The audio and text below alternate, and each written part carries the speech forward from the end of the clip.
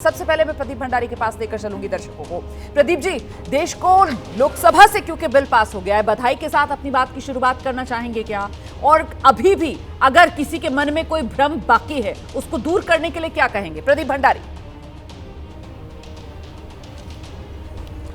देखिए, पहले तो ये बहुत ऐतिहासिक है कि कल ये लोकसभा से बिल पास हो गया है और हमें पूरी उम्मीद है कि ये बिल राज्यसभा से भी पास होने वाला है। ये वक्फ अमेंडमेंट बिल हिंदू और मुसलमान की बात नहीं है रुमाना जी, ये बात सीधी सी ये है कि इस देश में न्याय का अधिकार गरीब और वंचित को, भले वो हिंदू हो, मुसलमान हो, क्रिश्चियन हो, सबको होना चाहिए। हमने एक बेसिक फंडामेंटल चेंज बस ये किया है कि अगर कोई भी कानून के अंदर लेजिस्लेशन, जो जिस तरीके से सरकार के लेजिस्लेशन को कोर्ट में चैलेंज किया जा सकता है, ठीक उसी तरीके से वक्फ बोर्ड के या वक्फ ट्रिब्यूनल के फैसले को आप कोर्ट के अंदर चैलेंज कर सकते हो, भले वो सिविल कोर्ट में जा सकते हो, रेवेन्यू कोर्ट या हाई कोर्ट। पर एक बड़ी बात बोलूंगा मैं इस बात से बड़ा पीड़ित हूं कि वक्फ बोर्ड के एनक्रोचमेंट से केरला के अंदर कई क्रिश्चियन परिवार पीड़ित हैं। मुनब्बम के अंदर क्रिश्चियन परिवार पीड़ित है, चवक्कड़ के अंदर क्रिश्चियन परिवार पीड़ित है, एर्नाकुलम के अंदर क्रिश्चियन परिवार पीड़ित है, वायनाड के अंदर क्रिश्चियन परिवार पीड़ित है।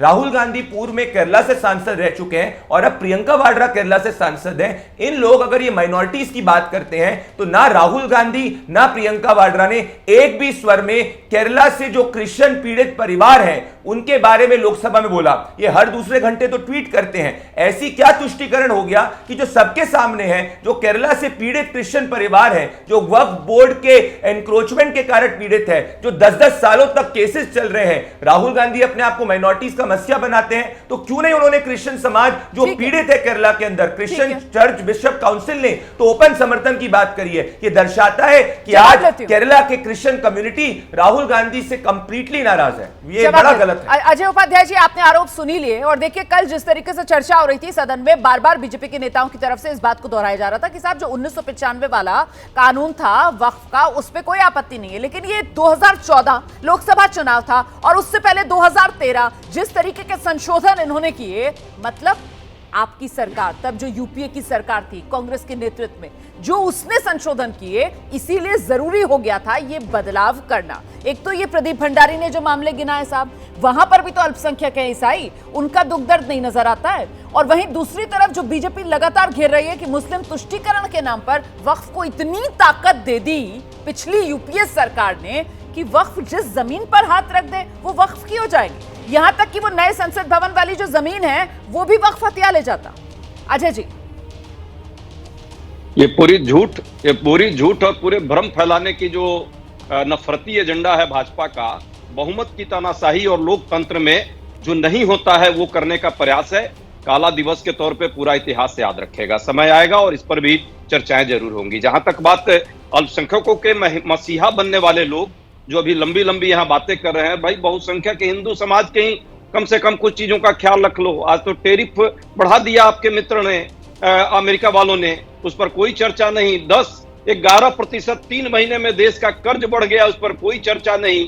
बड़ी चिंता है मुसलमानों की और ईसाइयों की, भाजपा के लोगों को। सच्चाई सब जान रहे हैं, लेकिन एक बात जरूर है, कल जो लोकसभा में बिल पारित हुआ है उसमें सरकार की बहुमत की जो पोल है वो भी खुलने में स्पष्ट तौर पे नजर आ गया कि सिंपल मेजोरिटी से मात्र 16 सीट ज्यादा है।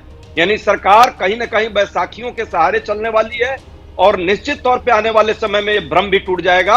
ये सरकार भी जिस तरह से आताताई होती जा रही है उसका अभी विनाश सुनिश्चित है। देश की जनता आशीर्वाद देकर के इसको खत्म करेगी। जहां तक बात जेडीयू, टीडीपी, आरएलडी और एलजेपी क्या है, इनकी राजनीति तो भाजपा ने चौपट कर दी, खत्म कर दी।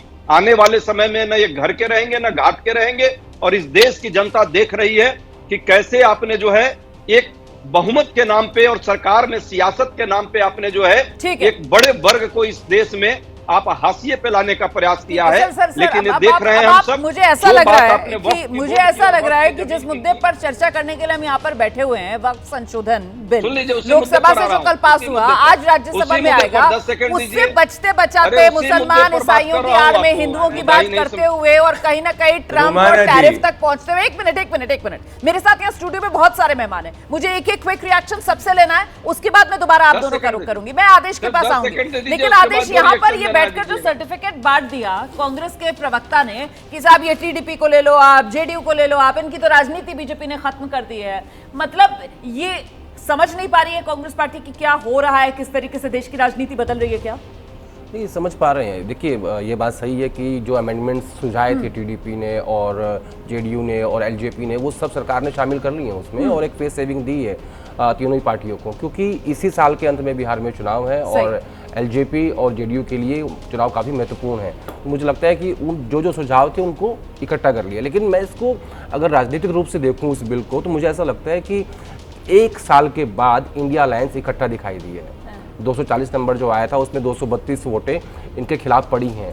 आप देखेंगे इस पूरे साल में जब हरियाणा चुनाव हुआ, दिल्ली चुनाव हुआ, महाराष्ट्र चुनाव हुआ, इसमें इंडिया अलायंस आपको बिखरा हुआ नजर आया, संसद के अंदर भी और संसद के बाहर भी। लेकिन पहली बार मैं देख रहा हूँ कि पिछले एक साल में ये इंडिया अलायंस एक साथ इकट्ठा दिखाई दी है। मुझे लगता है कि ये इनकी इस बात में ये जरूर हुई है राजनीतिक रूप से, लेकिन इस बिल के मसले पे ये सबको पता था क्या होने वाला।